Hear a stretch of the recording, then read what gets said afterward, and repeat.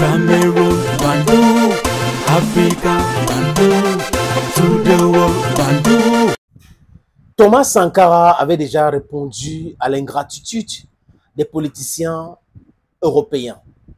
Il avait déjà dit ça lors d'une réunion, un sommet de l'Union africaine. Bon, on appelait ça à l'époque Organisation de l'Unité africaine à Addis Abeba. Vous savez tous, les amis, qu'au début de cette année, Emmanuel Macron a rencontré les ambassadeurs.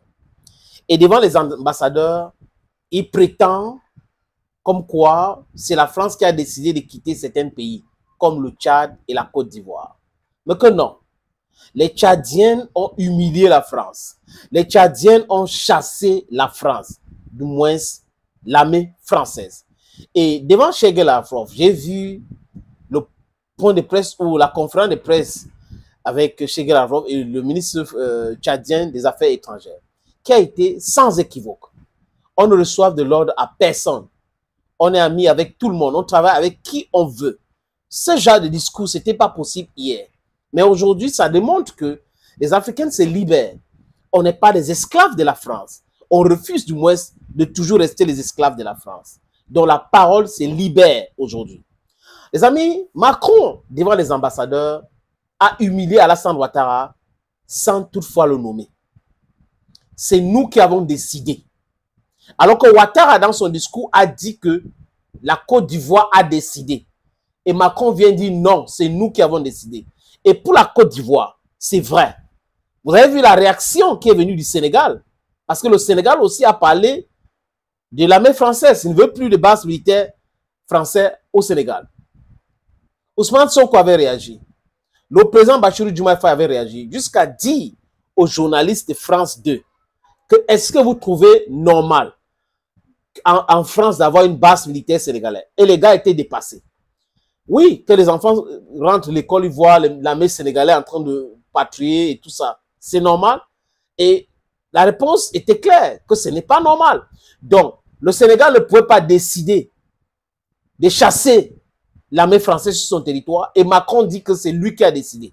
Le Tchad de Mahamat Kaka Déby ne pouvait pas décider de chasser l'armée française au Tchad. Parce que, les amis, l'insécurité au Tchad, c'était le dada de l'armée française. L'armée française était derrière toutes les tentatives de coup d'État, le terrorisme, le financement du terrorisme, l'armement, le renseignement du terrorisme. L'armée française avait même refusé au Tchad d'accompagner l'armée tchadienne pour riposter après une attaque de Boko Haram. Je crois que c'est là où Mohamed Kaka Déby avait compris ce qu'on disait ici. Que les pays qui ont encore les bases étrangers dans leur pays sont en train de déstabiliser leur pays ou servir de pôle de déstabilisation des autres pays africains. Comme la Côte d'Ivoire, Alassane Ouattara, qui accueille Africom, le général anglais, qui allait au Sénat américain parler de détournement au Burkina Faso. Lors de Burkina Faso est détourné. Comme si c'était son problème. Et après, vous avez vu le complot contre Ibrahim Traoré, l'assassinat, le coup d'État. Donc, vous voyez les gens qui se misent dans tout, qui disent tout et du n'importe quoi. Et généralement, ces gens-là envoient les Noirs comme le général Michael Langlais. Et c'est un Noir, Alassane Ouattara, qui est au centre, qui fait tout cela. Et la monnaie, c'est quoi? France CFA qui est imprimée à Chamalier. Donc, on peut imprimer pour créer l'inflation. Ils peuvent envoyer 25 millions, 30 millions aux gens. Ils impriment simplement. Ils mettent dans des sacs. Et ils vous envoient cet argent. Ce sont des papiers peints, ça ne sert absolument à rien, ça détruit le tissu économique de nos pays. Les amis, Macron avait osé dire que l'ingratitude n'est pas transmise à l'homme. Donc lui, il est humain. Les Français sont humains. Et les Africains ne sont pas humains parce que les Africains sont ingrats. Mais entre les pays africains et la France, qui étaient vraiment, ou qui sont ceux qui sont vraiment ingrats, si vous consultez l'histoire, Ibrahim Traoré avait répondu de façon brillantissime à Emmanuel Macron. Mais les amis, on s'est rendu compte que même avant cette réponse d'Ibrahim Traoré, un autre révolutionnaire, un autre enfant d'Afrique avait d'abord répondu à Emmanuel Macron. Macron doit être un politicien stupide, un politicien qui ne connaît pas l'histoire de son propre pays. Il faut que nous, en tant qu'Africains, on lui rappelle l'histoire de son pays. Je crois qu'on a oublié de nous dire merci. C'est pas grave, ça viendra avec le temps. L'ingratitude, je suis bien placé pour le savoir.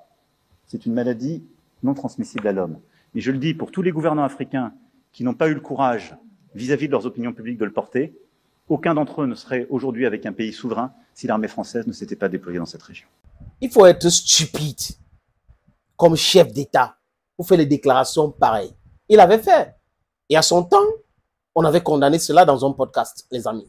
Mais on revient, parce que c'est très important. C'est aussi ça l'histoire. C'est aussi ça, rappeler aux Africains. Voilà ce qu'ils sont en train de faire. Voilà ce qu'ils ont déjà dit. Voilà la façon en laquelle ils nous regardent. Est-ce que vous acceptez cela? Je pense que aucun Africain digne de ce nom ne peut accepter cela. Je répète, aucun Africain digne de ce nom ne peut accepter de se faire humilier de façon répétée par des voleurs, par des voyous.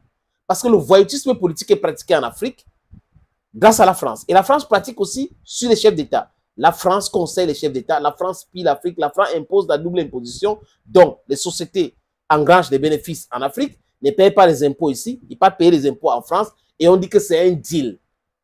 Qui est bête à ce niveau-là pour accepter des choses comme ça en 2025? Thomas Isidore Noël Sankara avait déjà répondu, comme je disais à l'entame de mes propos, lors d'un sommet de l'UEA à Addis Abeba. Il avait dit que nous, on a déjà beaucoup fait. Le sang qu'on avait, c'est la France et les Européens ne peuvent pas nous payer. C'est grâce à nous que la France n'est pas le Parlement aujourd'hui. Et nous demandons aujourd'hui même, les amis, réparation. Nous demandons à la France et l'Europe de payer 50 trillions de dollars ou d'euros. Parce que l'Afrique a été spoliée. L'Afrique a été malmenée. L'Afrique a été esclavagisée, colonisée. Ils pratiquent le néocolonialisme. Et ils nous imposent aujourd'hui tout avec cette nébuleuse qu'on appelle impérialiste. Les amis, Sankara. Et les autres nous doivent ce que les plus grandes richesses ne pourront jamais payer, c'est-à-dire la dette de sang. C'est notre sang qui a été versé. On parle du plan Marshall qui a refait l'Europe économique, mais on ne parle jamais du plan africain qui a permis à l'Europe de faire face aux hordes hitlériennes lorsque leur économie était menacée, leur stabilité était menacée. Qui a sauvé l'Europe? C'est l'Afrique. On en parle très peu. On en parle si peu que nous ne pouvons pas, nous, être complices de ce silence ingrat. Si les autres ne peuvent pas chanter nos louanges, nous avons au moins le devoir de dire que nos pères furent courageux et que nos anciens combattants ont sauvé l'Europe et finalement ont permis au monde de se débarrasser du nazisme. Voilà l'homme, c'est un garçon. Il avait trop d'avance. Trop d'avance. Ouais. C'est pour ça que Dieu, certaines personnes, non, c'est pas nous aujourd'hui, on ne découvre rien, on n'invente rien. Il y a Lumumba qui pensait déjà comme ça. À l'époque des indépendances. Kwame Nkrumah pensait déjà comme ça. Mario Ngwabi, Olympio, ils pensaient déjà comme ça. Omniobe, Ernest Wanji, Félix Moumier, on sait qui ont l'esquis, les amis, ils pensaient déjà comme ça. Ce n'est pas nouveau. Mais nous sommes en train de faire le travail que nos dévanciers avaient déjà commencé. Thank you, friends. Adongomi. Cameroon, Bandung, Africa, Bandung, to the world, Bandung.